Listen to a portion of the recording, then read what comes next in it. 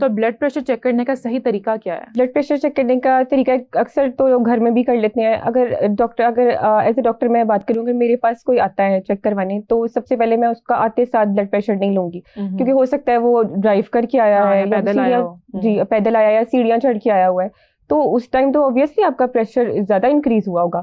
तो सही तरीका ये है कि आप पहले बिठाएं, उसको पानी पिलाएं और उससे गपशप करें ताकि वो थोड़ा इजी फील करे।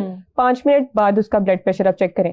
और एक और बात कि आप ये नहीं कह सकते कि अगर मैंने एक दफा किसी का चेक किया और उसका रेज है तो मैं उसको लेबल कर दूं कि ये हाइपरटेंसिव है। ऐसा नहीं होता।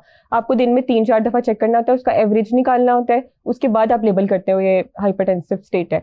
और इसका तरीका वही स्पिग्मोमैनोमीटर से आप कफ लगाते हो यहाँ पर, और स्टेथ से आपने सुनना होता है। ये होता है कि आप जब तक आपकी ब्रेकियल आर्टरी की आपने मतलब उसकी साउंड सुननी होती है आपकी। ये हमारे पास सिस्टली और डायस्टली होता है। अगर उसकी साउंड आपको आ रही है तो आप कह देते हैं कि ये सिस्टली, और जैसे ही वो साउंड आना बंद होती है स्टेथ में तो आप इसको लेबल डायस्टली कर देते हैं। वो 120/80 होता है। ये कंडीशन होती है कि जब आपका हार्ट का बेसिक फंक्शन होता है कि रिलैक्स और कॉन्ट्रैक्ट करता है ब्लड को, तो जब आपकी स्टेट होती है कि आपका हार्ट कॉन्ट्रैक्ट करता है ब्लड को, तो वो होती है स्टेट सिस्टोलिक ब्लड प्रेशर आता है, वो 120 होता है। और जैसे ही वो रिलैक्स कर जाता है, ब्लड बाहर निकल जाता है, तो वो हमारी कंडीशन डायस्टोलिक होती है, वो 80 होती है। इसलिए हम हाइपरटेंशन को कहते हैं 120/80 नॉर्मल होता है।